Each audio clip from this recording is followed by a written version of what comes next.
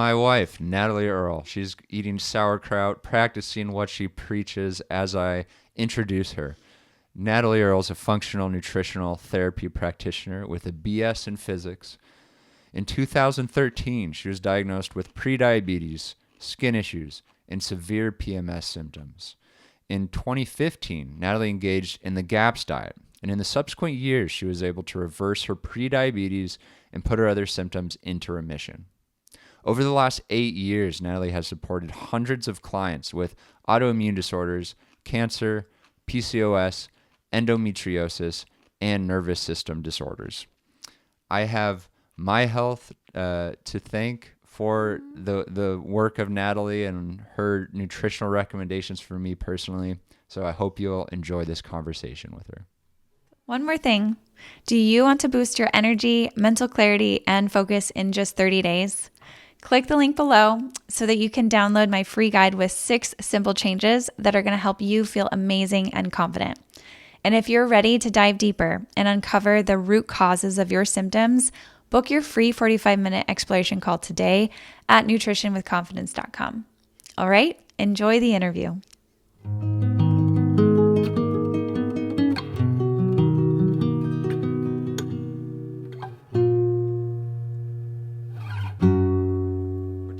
All about the ketogenic diet. We're talking about common questions and concerns that your clients have had over the last 7 years that you've been practicing nutrition.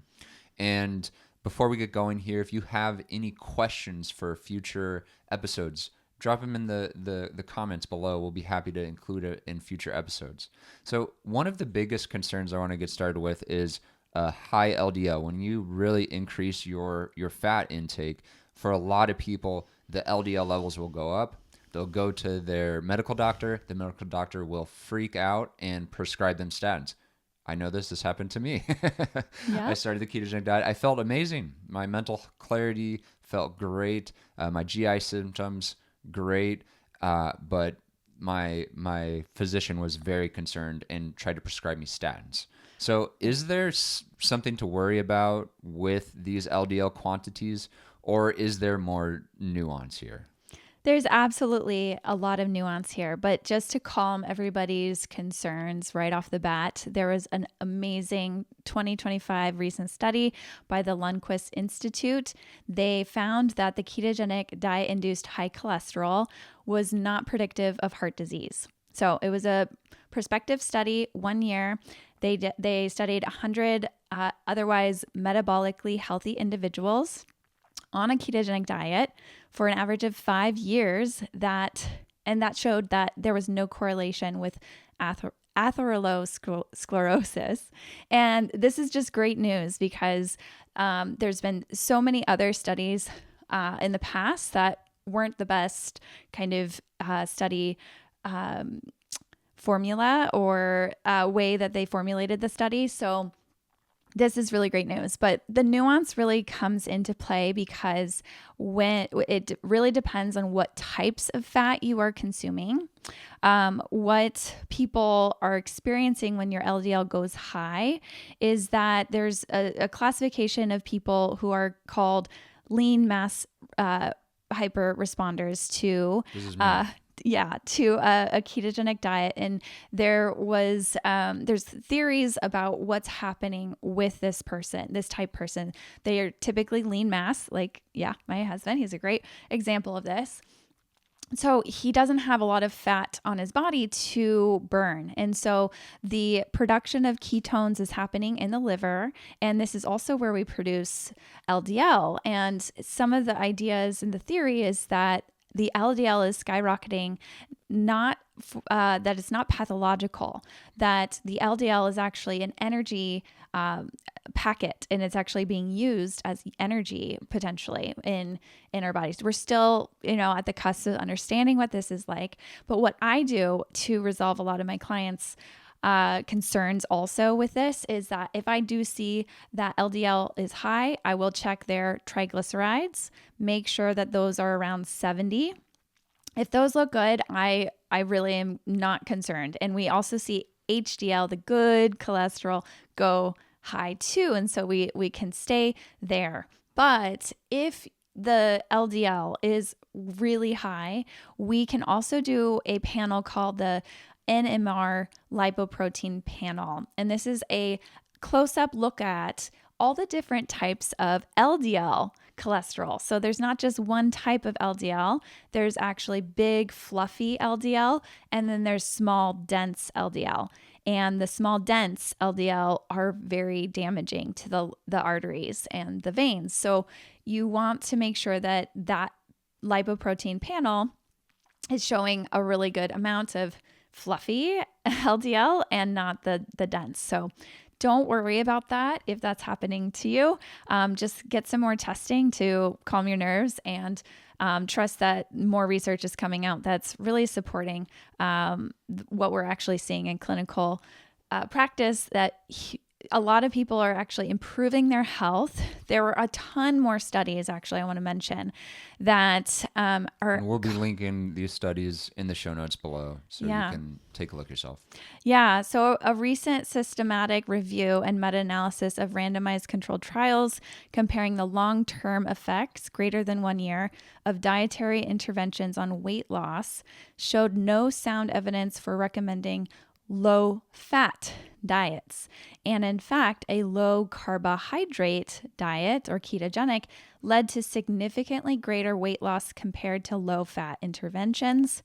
And it was observed that a carbohydrate restricted diet is better than a low-fat diet for retaining an individual's BMR.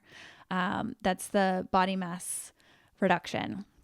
And so in other words, the calories consumed, the quality of calories that you're consuming actually affects the number of calories that you're burning. So BMR can drop more than 400 calories a day on a low-fat diet compared to a low-carb diet. And that's not the best. You want to keep your basal metabolic rate up. So that was an amazing study to show that really high-fat diets are better than low-fat diets. And then this other meta-analysis says that a ketogenic diet is difficult to follow long-term, but not any more difficult than any other dietary change. So if you can't follow it... I would argue it's easier too. It's been easier for me to follow. Once I took the initial steps and made that commitment, it was easier for me than... when we were doing more of a plant-based vegetarian, higher carb protocol. Mostly because you're satiated and satisfied on the diet. So you don't have a lot of cravings. You curb a lot of your cravings. You're fixing a lot of metabolic issues that are leading to weight gain in the first place. So you see results faster and you're going to stick to them faster if you can see that. And if you've tried a ketogenic diet, there are a lot of different ways to do a ketogenic diet. The type that I will use is a microbiome low plant toxin version. And this is really much more effective, in my opinion, to get people results. So the meta-analysis said that it's, no different than, it's hard to follow a dietary change. That's why we all need coaches and we all need nutritionists and doctors to help support us, right? But the meta-analysis also didn't mention anything about safety or causing insulin resistance, which is another concern that I've heard some people say, is that they found research that, hey, they're saying that if you're on a ketogenic diet long term, they say that will cause insulin resistance. And I have my own thoughts on that I can share. Yeah, well, let's get into that. Just before we do, she mentioned meta-analysis a number of times. For those who aren't familiar, it's research design. It's basically a study of studies. So they take dozens, if not hundreds, of studies that already exist, and then they, with advanced research methodology, look at all of the data as a whole and come to conclusions. And so it's really, when done well, it is a very weighty research design, something that definitely it warrants looking into. And so, so going into that, some studies say that high-fat diets can lead to insulin resistance. So what is your take on that?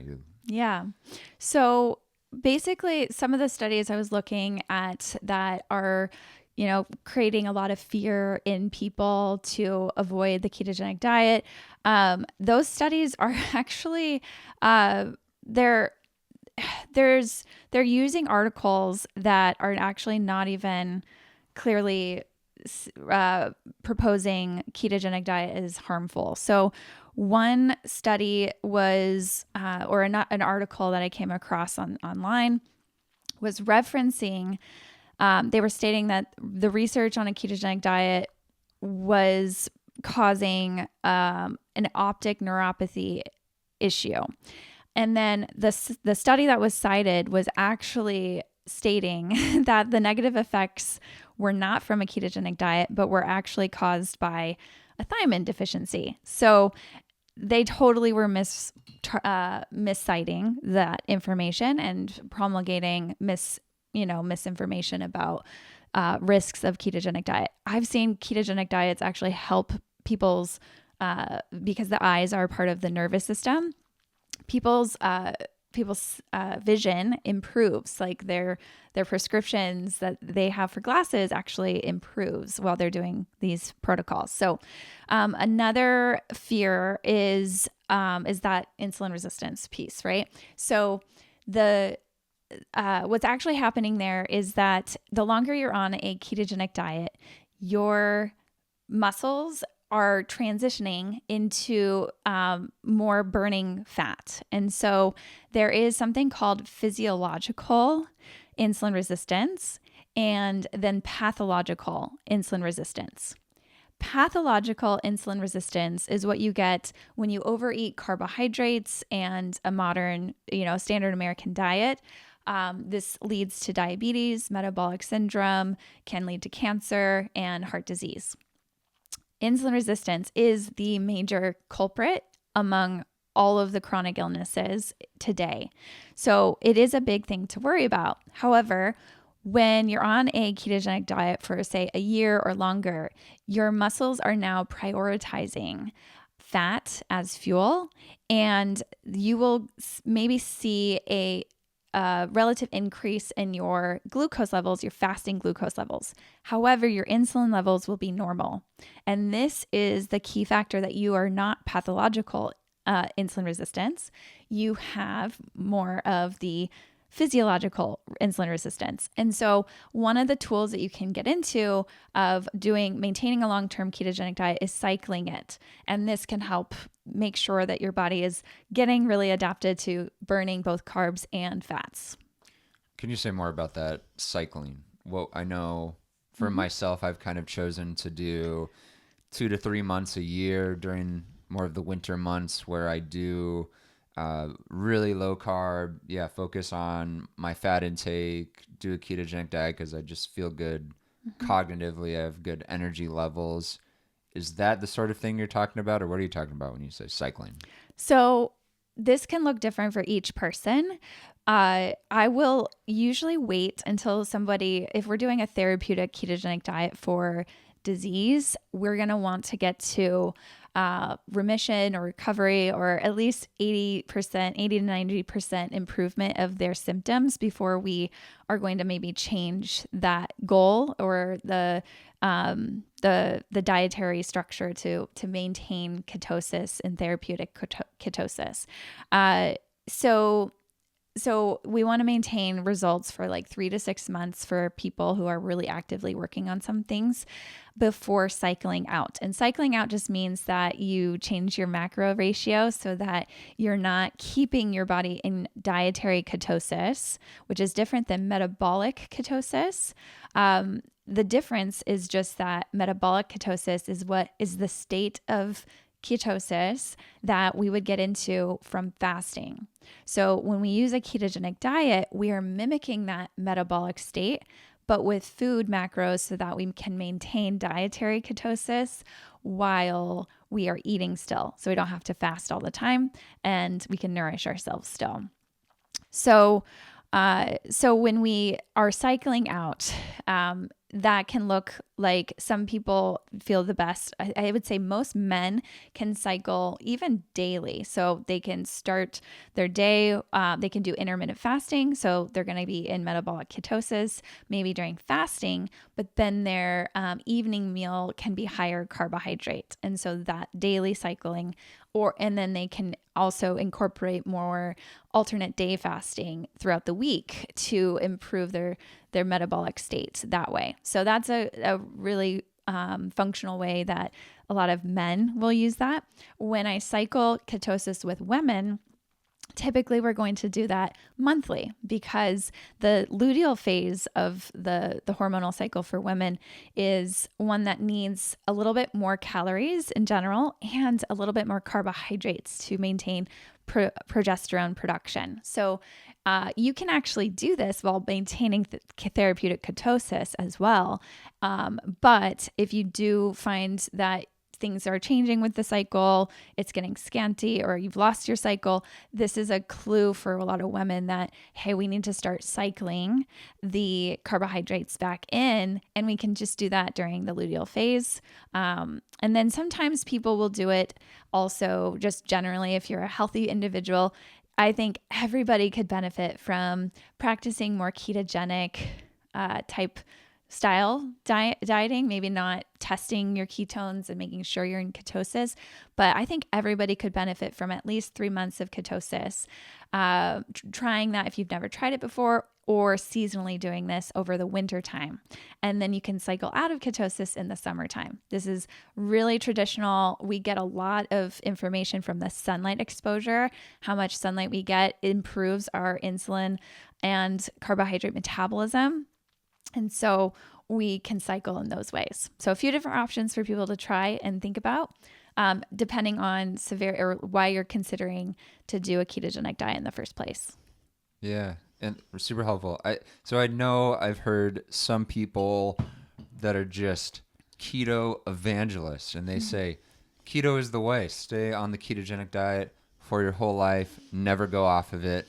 I've also heard of people, Paul Saladino comes to mind, the founder of, or not founder, but one of the pioneering figures of the carnivore diet, animal-based diet is what he's calling it now, because he has really increased his carbohydrate intake. Initially, he was eating more of a ketogenic diet. He's kind of shifted. Mm-hmm. I've heard Dr. Palmer talk about when Dr. Palmer is a psychiatrist out of Harvard who has used the ketogenic diet to treat mental illness, and he has seen incredible results along with Dr. Georgia Ede, people literally reversing major depressive disorder, anxiety disorders, the schizophrenia, bipolar, really what are called treatment-resistant mental health disorders. I know Dr. Palmer has talked about some people need to stay on the ketogenic diet their whole life to keep whatever condition it is in remission. So could you talk about, should people be staying in the ketogenic diet long term? How do you decide this? Mm-hmm. Yeah. So I always look to ancestral people groups to kind of inform some of this idea of like, what's the longevity diet? What's the best diet for all of us, right? Long term. And the truth is, human groups, indigenous people groups all over the world are eating very different diets all over the world. So humans really are very adaptable. We do have examples of people groups like the Inuit and the tribes in Mongolia that are very high fat at periods of time, maybe if not all the time throughout the year, where they are actually in a metabolic state of ketosis. Now, in a modern sense, do we need to mimic metabolic ketosis with a dietary ketogenic state protocol? Do we need to do that the rest of our life? For some people, yes, because of maybe pre-existing, being predisposed to different conditions that they might develop based on familial history, or even just because of assaults to our microbiome throughout their lives, earlier in life. So some people might actually feel best and their best selves on a ketogenic diet for the rest of their lives. Now, I see the ketogenic diet very therapeutic as a tool. It is definitely a tool to help reset our metabolism. So what I usually see is that people can use this tool for a period of time, and as they are improving their metabolism, they can actually increase and change the macronutrients in the ratios, so that they're not technically actually on a ketogenic macro profile anymore. So they're not actually following a ketogenic diet, but they're able to maintain ketones in their blood, which means they are metabolically fit. We see indigenous tribes like the Maasai who are not eating, blood and milk, which those are high glucose foods, and they have mild states of ketosis. So let's talk about that for a second, what that actually means. So the macronutrient, one of the fears around the ketogenic diet comes from the earliest research on the ketogenic diet for mostly epilepsy. Back in the day, in like the early 1900s, when they were using ketogenic diet, they were using 8% carbohydrates and 90% fat, and then 7% protein. So this is actually very unsafe for most humans long term, right? And especially children, because we do need more amino acids, proteins. So the ratios that we see in ancestral ratios that I use are a little higher protein. And so 80% fat maximum. And then I will often kind of fluctuate that depending on the person's goals of weight loss and things like that. So it's about 50 to 75% fat, 15 to 45% protein, and then 20 or 30 grams or less of carbs. So I don't always use percentages. I just typically work with the actual amounts and quantities of the macro per day that people are getting in.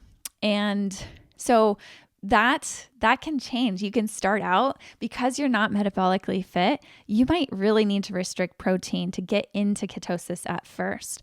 But then over time, your metabolism is going to improve, and you're going to be able to increase the amount of protein. And so you might, or even carbs. I've seen some people be able to have higher amounts of carbs and still maintain ketosis.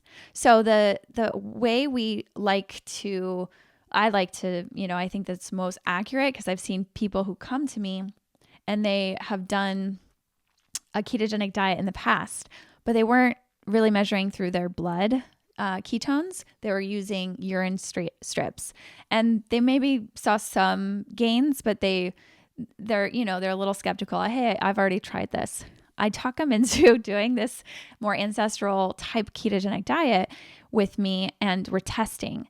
And it's very therapeutic, and they will absolutely see results. And totally, it's very different what's circulating in your blood versus what your body is eliminating as a waste, right? So breath meters or urine strips are waste, and the actual research on ketone dumping, you're going to dump a lot of ketones at the beginning of getting into ketosis, but the longer you're in it, the less accurate those measurements are. So then if we're looking at your blood ketone levels, what we will know that if you're in ketosis is basically at a mild ketogenic state, you're going to be 0.5 to about 1.0. And then that's millimoles per liter, right? With the blood yes. test? Okay. Yep. Mm-hmm. And this, supplies about 2 to 6% of your body's energy needs. So that's pretty good.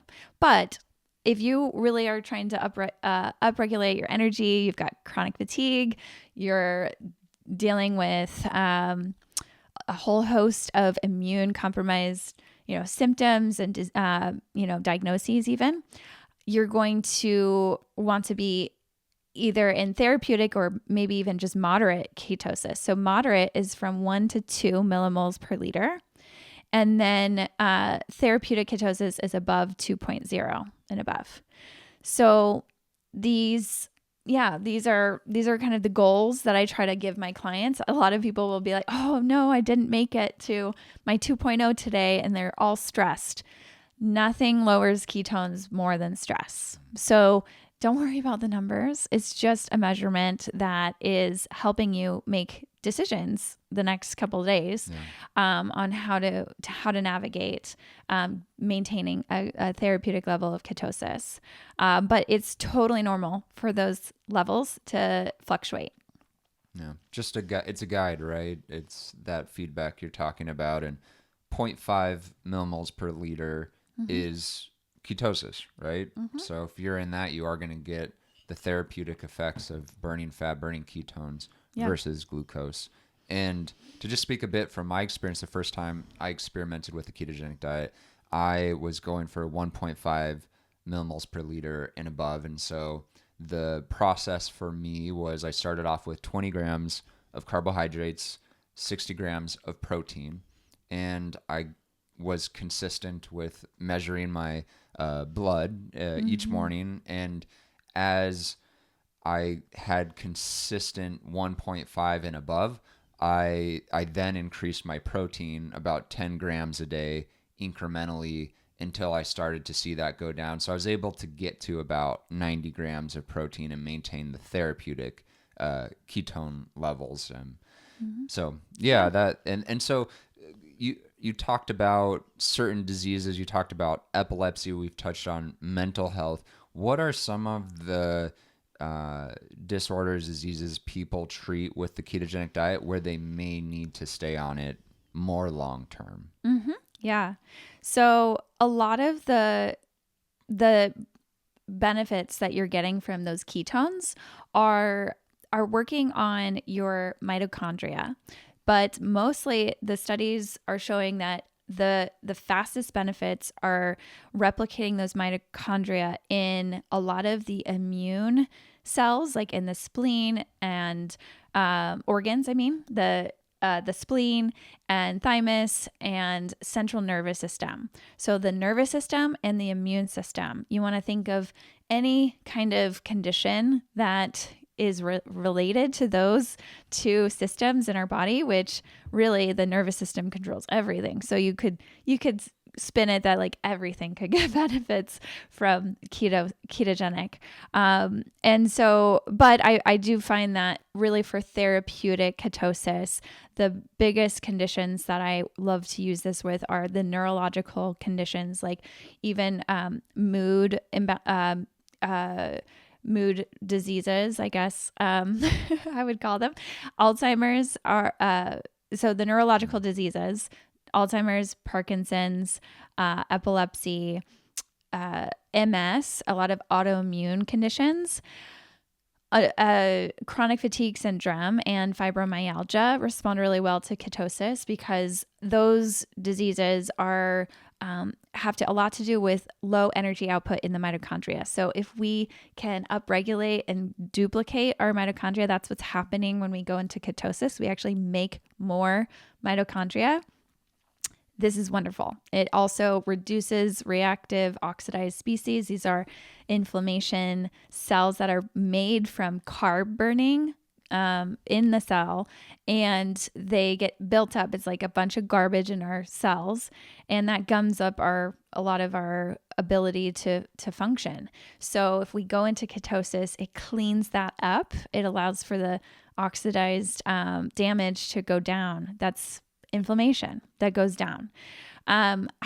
So a lot of the autoimmunity, anything that has to do with immune suppression as well, which is cancer. And then a lot of hormonal imbalances too will respond very well to a ketogenic diet. Specifically, I work with endometriosis, and PCOS does very well with low carb or ketogenic. I'll throw in here also because of long COVID, an antiviral state of the body is the ketogenic state. So a ketogenic diet is phenomenal for any kind of long COVID or chronic Epstein-Barr virus or other kinds of chronic immune activation like Lyme and the co-infections like Bartonella, Borrelia, and those kinds of things. So Great. yeah.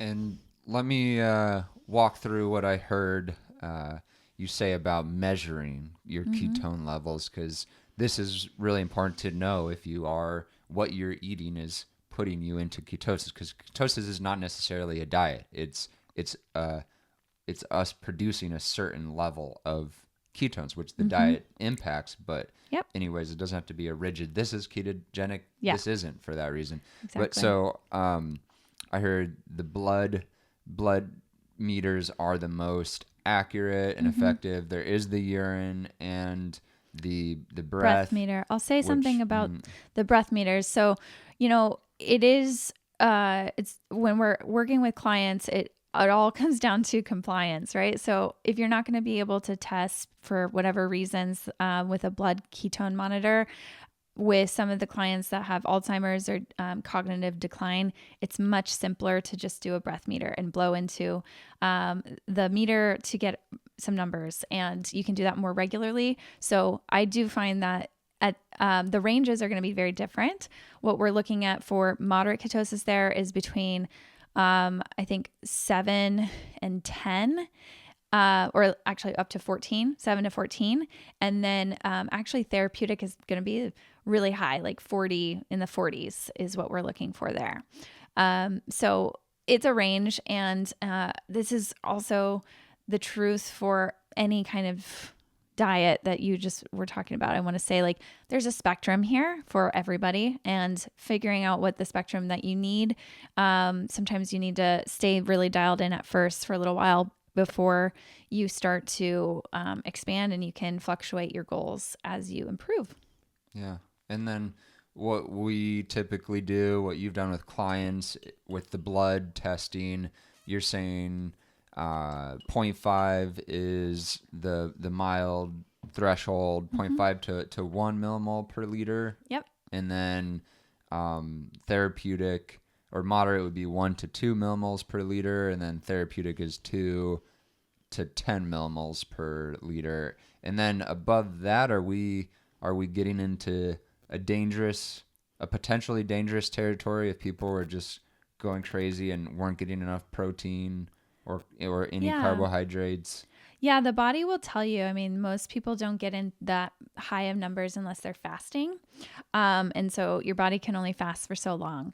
But the issue that some people are concerned about with those high numbers is usually you'll have really something called ketoacidosis is something that happens when you have really high ketone numbers, but also really high blood sugar or very, very low blood sugar. I'm talking like 150 plus of I think millimoles per liter for blood sugar, and then less than 40 of as low of blood sugar, that low. So that's something called ketoacidosis.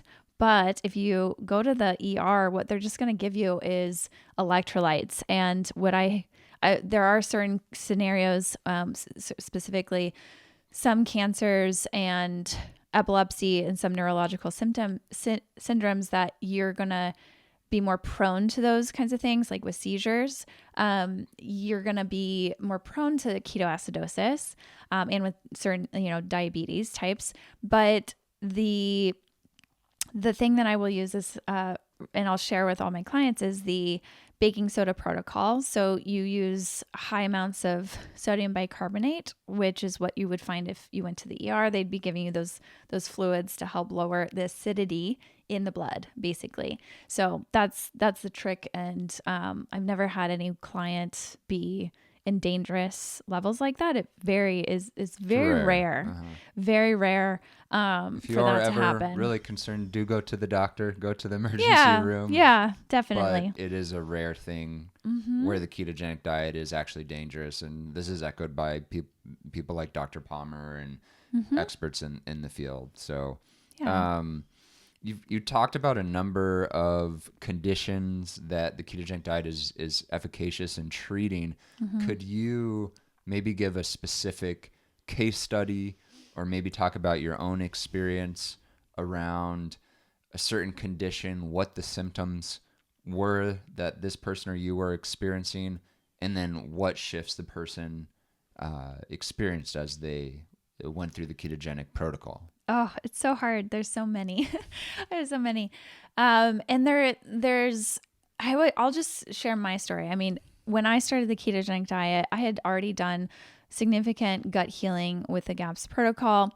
And that metabolic shift really impacted my hormones.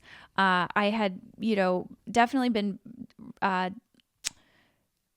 was dealing with pre-diabetes at one point, and on the GAPS diet, my blood sugar levels improved. I was focusing on eating more protein and eating more fat still, but I was still eating a lot of carbohydrates. And so going into ketosis, before that, I was still dealing with some hypoglycemia, and that, a lot of people are afraid to do ketogenic for the fear of your blood sugar dropping too low. It was the only thing that really helped, actually. So getting into ketosis, I was able to finally go, 3 hours without thinking about food and having to eat. And this was a really big rest to my digestive system as well. And then I was able to intermittent fast too, which also improves microbial diversity when you do that. So not eating all the time. I also had been dealing with constipation, and that rest of the gut over time and the high fat, my digestion just started working all of a sudden. But then I mentioned the hormone issues. So I had debilitating hormonal pain, PMS pain, and or menstrual pain when I would bleed. And that it was like completely gone. The inflammation from whatever hormones and excess hormones. So when you balance your blood sugars and balance the cortisol levels, this allows all of the other hormones to work in harmony. It's like a symphony that needs to play. Everyone needs to play their part at the right time for it to sound good.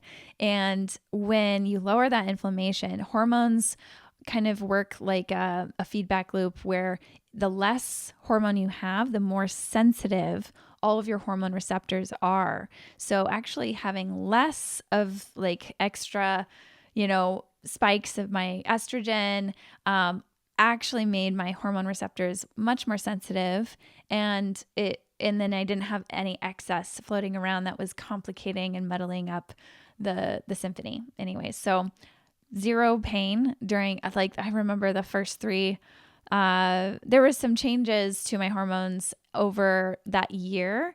But it all just continued to improve. And I felt like I was finally a real woman that didn't have issues anymore. It was great. Oh, that's nice. Yeah. Thanks for sharing. And there's this idea that ketosis improves heart efficiency. Mm-hmm. Could you explain what's going on there? Yeah. So what most people don't realize is that our heart is, and a lot of our organs are encapsulated by fat. And this is actually very protective of our organs. It's a really important thing. So fat in the right places, it's adipose tissue is actually a hormone organ, and they help us a lot with a lot of things. But the right fat, so brown fat has the mitochondria in it, and the white fat does not. That's just excess fat. That's pathological. And so with the heart being encapsulated by the fat, the heart's actually main fuel source is fat. It loves to use fat as fuel. And there was I think a study that showed that the hydraulic efficiency of the heart is increased by 25% with burning fat compared to glucose. So it's just more energy efficient. And so there can be improvements. I've seen some people really going into ketosis, any heart, it will highlight any heart issues that you had before because of this more higher functioning heart. So people who have like AFib going low carb, you can experience symptoms. What that is actually an electrolyte imbalance. So a lot of people will need to when you do ketogenic, you have to think electrolytes to improve this, because we are all electrolyte deficient, and it's just going to exacerbate your electrolyte imbalances when you go low carb. So it's not low carb that's causing it. It is all the things that you have done up until that point, and the high carbohydrate diet is masking the electrolyte imbalances. So, yeah, hopefully that helps people with realizing just how important the fat is for heart function. Yeah. And on the topic of electrolytes, I know that was really important for us. If you're going to try the ketogenic diet for the first time, make sure you're prepared with the electrolytes, because it really was important for me when I was first going into ketosis. It takes 6 weeks for keto adaptation in the literature. That's how long it takes for keto adaptation to occur. So that means it's going to take that long for all of your cells. You can experience weakness, something called the keto flu, which is just all because of. Yeah. Let's talk about the keto flu. The keto flu is the first, week to 2 weeks sometimes that can be lightheadedness, weakness, flu-like symptoms, rashes even. It can be a rough time. It can. It can really be a rough time, especially if you go from really high carb. You don't transition very easily. And so a lot of what's going on there are a few different things. Electrolyte changes, because when you burn carbs, you use 40 times more water than you do water molecules to get energy versus burning fat. And so when you start burning that, the electrolyte changes of transfer for enzyme production, it just shifts a ton of that. So you can get, you lose a lot of water weight as well. So people always say like, oh, I've lost like 5 pounds in the first week, and maybe they didn't want to even.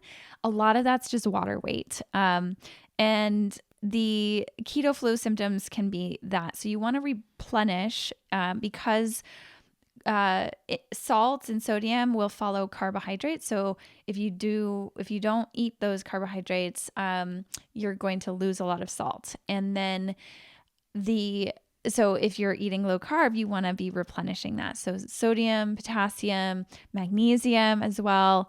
And sometimes calcium can be helpful, especially in the version that I do of a ketogenic diet. We are lowering the oxalate intake. This is a plant toxin. So when we lower that... Shout out to Sally Norton, who we've had on the podcast. We'll link that episode. Highly recommend listening to Sally Norton talk about oxalates. Yeah. So it can be really therapeutic to lower the oxalate intake. And then if we do that on a ketogenic diet, you experience foamy urine, sandy stools, even rashes on the body, some of those symptoms can mean that you are oxalate dumping, which is actually, good, but you can alleviate that with using citrate minerals like calcium citrate and magnesium citrate. And that helps with any undesirable kinds of symptoms. And so that's the keto flu.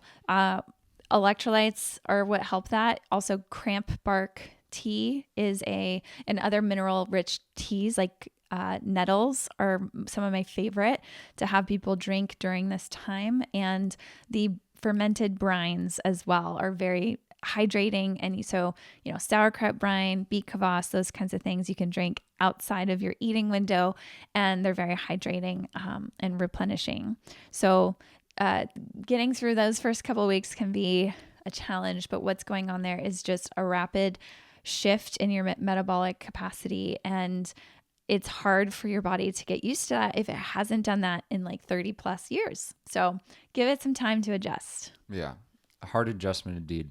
And Dr. Palmer, when he is preparing someone for the ketogenic diet, he says, he overemphasized, he said, this is going to be the worst experience of your life getting into ketosis with the keto flu. You are going to be miserable. You are going to be suffering. So just have that in mind. It's going to be a rough time if you haven't done it before. I forgot to mention that's a lot of what's going on there is your body's detoxing a lot of microbes that are not beneficial to your body.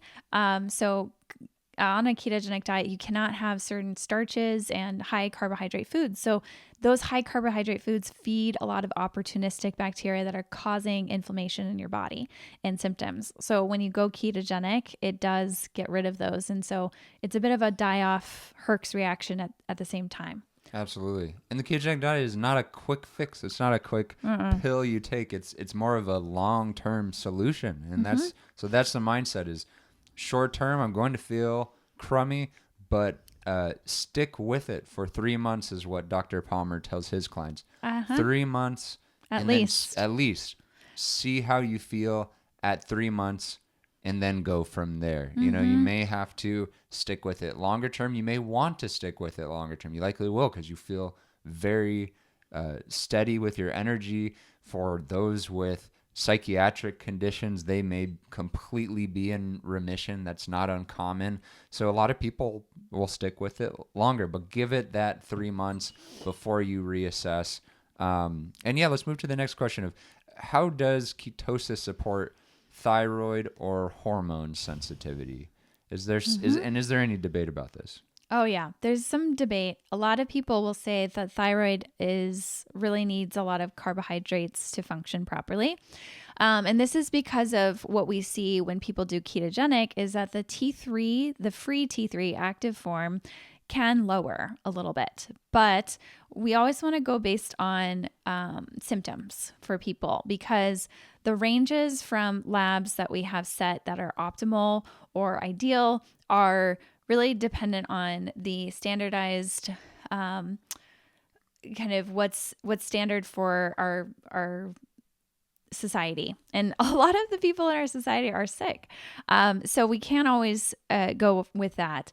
And there's concepts called like functional deficiency states where a lot of people will actually have totally perfect labs. Thyroid labs are normal, but they feel poorly. So individualization is very important here. The thing that I love about the ketogenic diet is that if you are low thyroid, you have hypothyroid, or especially if you have Hashimoto's or Graves as a autoimmune form, getting into ketosis for even a short period of time is going to upregulate your immune system and going to also upregulate your energy in the cell. So what they are seeing is that when you are in ketosis, you don't need as much thyroid hormone to increase your heat, your body temperature, because a byproduct of burning fat, is heat. So your cells are making the heat without the need for thyroid. Okay. So this is why it actually, if you do ketogenic for a short period of time or a long period of time, you can allow for your thyroid to catch up, or it kind of becomes like a slower hum of like energy versus like when you're on carbs, it's just like a constant flutter all the time of like burning energy. But at the same time, we have to acknowledge that each person's bio-individual. So if your thyroid levels they do drop on a ketogenic diet and you feel still after 6 weeks, of that keto adaptation phase, you still feel really poorly. You start seeing other symptoms like hair thinning, dry skin, muscle weakness, other kinds of low thyroid symptoms. You might want to support your thyroid with, it doesn't mean you have to not be in ketosis.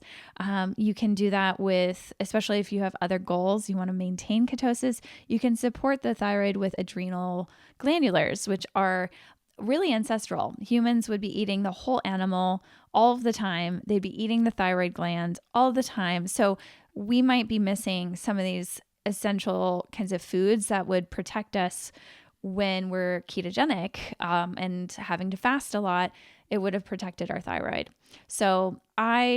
But you can also ease out of ketosis if you think that that's for a short period what you want to do, cycling out and then trying again. Sometimes I find that getting into ketosis is a bit stressful on people's bodies. This is because healing is stressful. everything we do that is change is stressful. So when we go into ketosis the first time, if you have a really rough go of it, you just want to stop, go for it. You can stop. And then we will sometimes try again later. And sometimes the second or third time you try it, the easier it is. It's just like everything. Like your body needs a little bit of practice to get started with it, for it to know and understand what you're trying to ask of it to do. Yeah. Remember, it's been maybe years, 10 plus years of not being in ketosis, that, it's trying to figure out what you're asking it to do. So that's kind of what my approach with thyroid is. We just want to support the stress of it. And also, I think it's really helpful for a lot of thyroid issues, allows the thyroid to heal. So Dr. Seyfried is someone who we've also had on the podcast, and he's one of the pioneers in researching cancer, the metabolic theory of cancer, what feeds cancer, what starves cancer. Will you talk about mechanistically what is going on in terms of the ketogenic diet for treatment with cancer? Yeah. So his work, and Otto Warburg, I believe is his name, the original researcher that discovered that cancer cells are fermenting sugar, and they're fed by glutamate or glutamine. This is an amino acid that our body makes. There's no way to get low amounts of that, or like starve your body of glutamine. That would be dangerous. It's not possible. But there's ways that we can starve the body or block the glutamine from getting to the cancer cell, and definitely starve the cancer cell of the sugar that is its fuel source. The cell is now deciding to not do ATP, production based on carbs and fat in the ways that it normally should. It's now deciding to ferment, which is a very actually labor-intensive process. It doesn't make sense for the cell to decide to do this unless it's gone rogue, or potentially there's other mechanisms in the cell, maybe toxins that the body's trying to deal with. This is often the case that I see, is that there's some sort of toxin exposure in my clients who are dealing with cancer sometime in their life. And then they also, on top of that, have insulin resistance and metabolic disease. So they have too much sugar in their body, and it's just feeding this cancer. So doing a ketogenic diet will starve the cancer of its major fuel source. And when we integrate fasting as well, to get into that metabolic state of ketosis, this actually turns on this process of our body that's called autophagy, which is the body's way of cleaning out the garbage and killing those cells that have gone rogue, the cancer cells. So it is very preventive if you have cancer history in your family tree, and we now are seeing cancer is affecting 1 in 2 individuals. This is because most people have some sort of metabolic syndrome going on, where this is blood sugar out of control. And the ketogenic diet can reset that for people. It can also clean out those cells that are damaged and not working properly. And so I see it as preventive, but also it's very therapeutic. Yeah. It's so frustrating to me that there's the dominant discourse that cancer is genetically predisposed. Although genetics certainly do have a role in the development of cancer, it really does, according to Dr. Seyfried, have its origins in metabolic health. And it's so sad to me that there's not more discourse. Younger and younger people are getting cancer diagnoses, terminal cancer diagnoses, and we're not talking about prevention. This is something that can be prevented, and we really need to start talking about this, because we all have someone who has been touched by cancer, and we need to really treat highly processed, highly sugary foods like the poison that they are that are fueling these disease processes.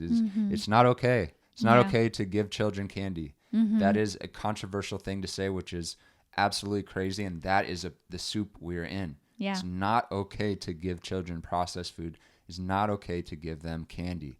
You are setting them up for chronic diseases when you do that. Absolutely. Yeah.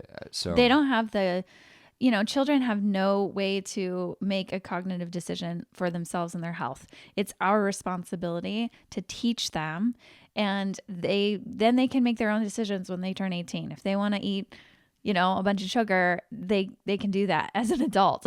Don't do that to them as a kid. And it's not easy because the gut bugs want to be fed more sugar. So it's very difficult to step away from it, but it is necessary if we are going to prevent all the diseases we've talked about today. So does a ketogenic state help with things like candida and parasites beyond just, starving them from sugar? Yeah. So if you don't know what candida is, it's a type of yeast that gets overgrown in the body. It's a normal part of our microbiome, and that it should be there, but it can get easily overgrown, especially in the standard American diet that's riddled with so much extra sugar. And when we get one course of antibiotics, yeast is often, even if it's not candida, there's over 150 different types of yeast that can overgrow. And yeast is one of those very opportunistic organisms that will grow very quickly after a antibiotic. So whenever there's space, yeast is going to grow. So the starving out the candida and yeast is kind of the classic understanding of like, okay, we're going to kill the yeast with antifungals, or we're going to take herbal antifungals, but we also need to starve it out, right? So that the ketogenic diet is wonderful for that. But I often find people miss, this is kind of a separate thing, that the immune system has to be strong enough to keep at bay any kind of infection, whether it's from yeast or parasites or Lyme or viruses. So if someone keeps getting chronic, you've done a parasite cleanse and then you just keep having to do parasite cleanses because they're the only thing that makes you feel better, and you're like, why does this keep coming back? It's because your immune system is out of balance, and that stems from the gut. But if you do a ketogenic diet, it's really helpful for these two things, the parasites and candida overgrowth, yeast overgrowth, because it is rebuilding your immune system and your nervous system, so that later on, after it's reset, your body can naturally attack and handle any kind of infection that comes your way. So that's why I often see the benefits of the ketogenic diet impacting, chronic infections. It will knock them out of the park finally. If you and then you might find with candida that it is still coming back, just because candida and yeast are very smart. They'll go dormant if they're not being fed. And so if you do the ketogenic diet and then you go out of ketosis, and every time you go out, you get candida flares or yeast flares again. What you want to be thinking about is why that candida is still there. Usually yeast will encapsulate a toxin like mercury or other heavy metals. Parasites are often present because they feed off of yeast byproducts and they love aluminum. So those toxins are usually at a source. And then also your environment. If you live in a moldy house, you are going to colonize yeast and fungi in your body in that mold, and it can create, chronic yeast and candida infections, systemic basically. So you would want to address those things as well. And it's not just going to be one thing like the ketogenic diet usually. Yeah. And as we've learned from our recent interview with Dr. Neil Nathan, mold, mycotoxins are far more common than we'd like to think in most modern homes because they're so airtight.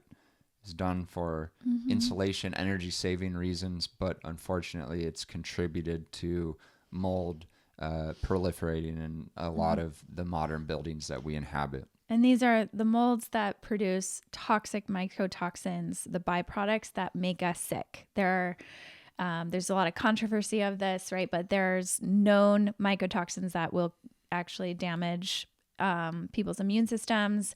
And there's really 75% of people who will be able to deal with those mycotoxins better than the other 25% of people. So it's a real thing. 25% of people are really, really sick from this, whereas 75% of people would maybe not have as much illness from it, especially since those people could leave the source and recover very quickly.